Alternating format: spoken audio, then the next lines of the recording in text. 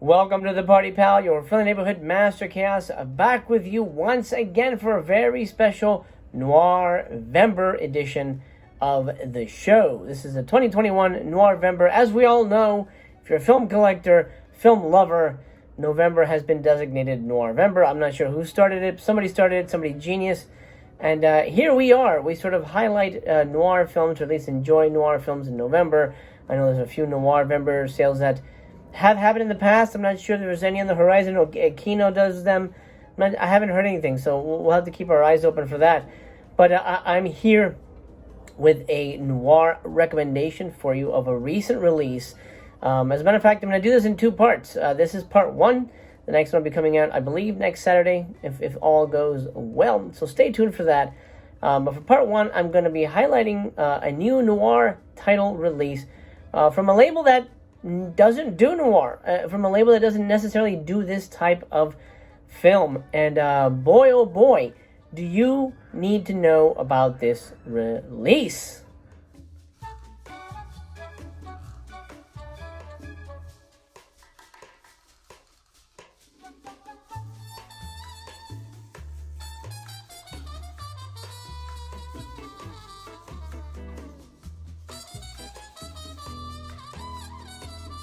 So dig it, my dingbats and dames.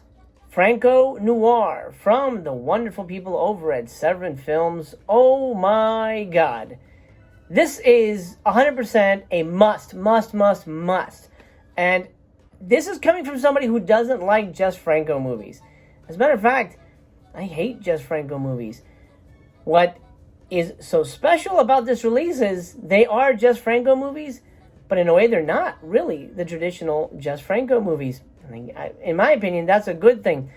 What you have here is two films that absolutely prove, in my humble opinion, that Just Franco is a fucking master filmmaker. And shockingly, these are early films. The first one on here, Death Whistles the Blues, I believe was his third or fourth film. It was right after The Awful Dr. Orloff. So these are early on in his career. And I believe Rififi in the City was his eighth film. I might be mistaken on the timeline there. I did watch the special feature on here, which I'm going to get to. I mean, essentially, this is a triple feature, including the featurette. But stay tuned for those details. This is a must, especially if you're a noir fan, especially if you're trying to celebrate NOIRVEMBER. You're trying to look for something different. This has got to be not only on your radar, but on your shelf. I mean it, 100% mean it. I wouldn't bullshit you. That's not what I'm here for. This really blew me away. I got this at the SEVERIN Super Shock pop-up. They had a merch table there. I picked this up, and I said, I'm not a Franco fan, but I am a noir fan. I like the fact that these are Spanish noirs, and I think from what I've heard, they could at least be interesting. And besides, I got it as a deal, so it sort of came out to $10 with the deal. And I said, okay, whatever. If it's terrible, $10 isn't too bad a price to pay for two movies.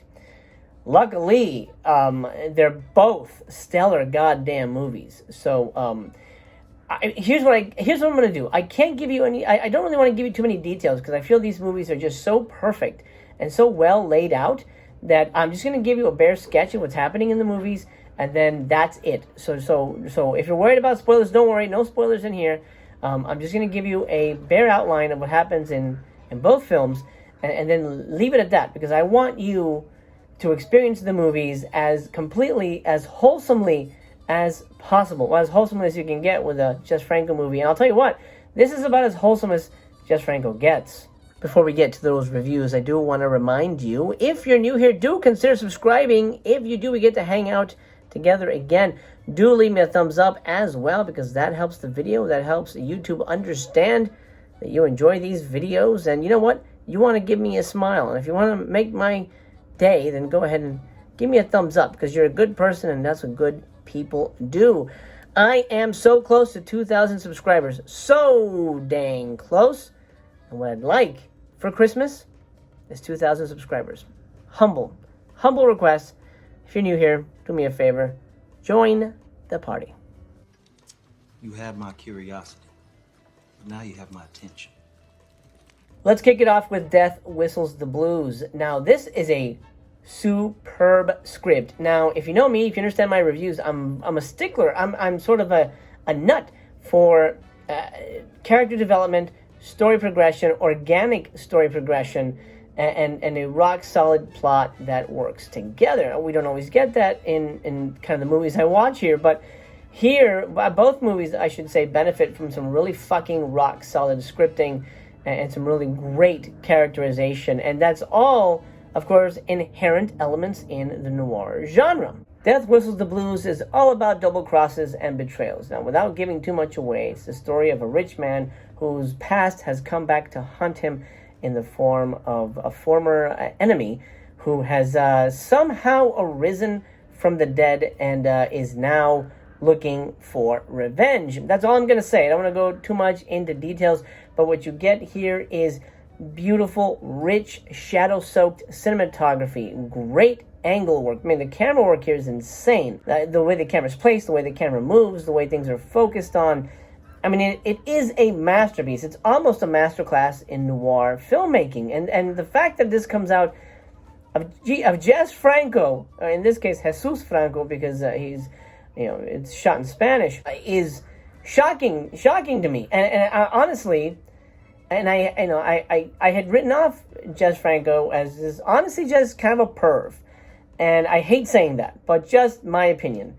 And here I have reevaluated him as a goddamn filmmaker. And Death Whistles the Blues proves that with almost every goddamn frame. This is tautly put together, really well pieced together in terms of pacing and character development and exposition and things like that, and the way things develop. I mean, it is, honestly, it's something that could be easily studied in film schools. I'm 100% serious. I really was blown away by how well constructed the movie was and how everything sort of fit together and how the shocks and twists and reveals were earned and none of them felt cheap. And there was almost a subtle, simple, epic quality to it, which to me is a part of a lot of the great noir films. Death Whistles the Blues is just a jaw-dropper masterpiece. 5 stars. 5 stars for me. Something that I think is going to surprise a lot of people. And the good news is the second feature on here is just as good. Also, before I forget, in your comments, drop me your favorite noir films. I'm curious what you guys love to watch during NOIRVEMBER, or whenever. I'm always curious. I'm sure I've seen it, but if I haven't, well, I'll add it to my ever-growing list. Next up is Rififi in the City, and I'll say this. If you've seen the original Rififi, the French film, it is in no way connected to this film, save for the fact that Jean Servais, who plays Rififi in that movie, is in this movie. He doesn't play Rififi. He plays a man named Laprince, a French, I guess, expatriate who's moved to Spain, and he's running for senator. This film is equally taut, equally well-paced. It's a little longer than Death Whistles the Blues. As a matter of fact, in the back of the box, there is a typo. It says that Rififi is 85 minutes. It's not. It's actually 100 minutes, 104 minutes, I should say, something like that. And it's well-earned. That definitely, that lengthy runtime is well-earned because we have a lot more characters to pay off here. We have a lot going on in Rififi in the City. Let me just get that out of the way. It has no connection to Rififi, the original. It is based on a book. I forget the author's name. It doesn't have it here. But also, I should say, Death Whistles the Blues was based on a book by the authors of Vertigo. So that's kind of cool. And Rififi is also based on a book, but I'm blanking on the name of the author right now. But yeah, they're both based on books, which is kind of interesting. Rififi in the City is a political-leaning noir with, of course, all the typical crime elements. Laprince is, sort of the nice guy, on the surface type of dude who's running for senator of Madrid, I suppose. I think it's Madrid or Malaga. I'm not sure exactly where it takes place. At the same time, he also runs a nightclub, and he's kind of a racketeer. But that's, of course, undercover. That's where he makes his money. This leads to the crime elements of the picture. Someone on the inside who's an informant for the police says he's got evidence on LaPrance. That person ends up dead, and that is when the movie snowballs into a whirlwind of activity. We've got a lot here. Again, I'm not going to go into details. I don't want to spoil the movie for you because it's so dang friggin' good. So dang friggin' good. And I think you're going to love it because it really is firing on all cylinders when it comes to the noir genre. Firing full bore on all cylinders. You've got kind of secret giallo-esque type killers in this. You've got, secret rendezvous. You've got people being beat up in back alleys. You got, again, that shadowy, soaked darkness, that great contrast, the great black and white contrast, which, by the way, this is the best black and white has ever looked from Severin.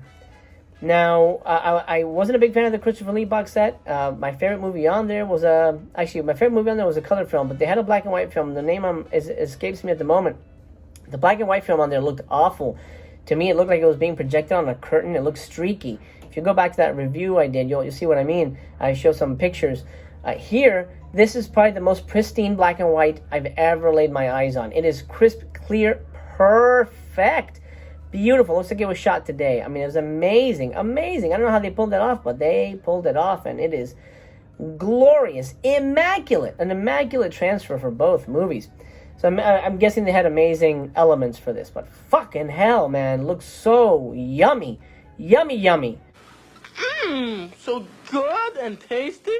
Anyway, Rififi in the City's got everything. Rogue cops, rogue killers, crooked politicians, and a plot that mixes them all in such a overwhelmingly satisfying way that I would honestly have no qualms about showing anyone these movies. If they said they've never seen a noir film, I would even consider starting them with these because they are just so perfect within the genre. They tick all the boxes.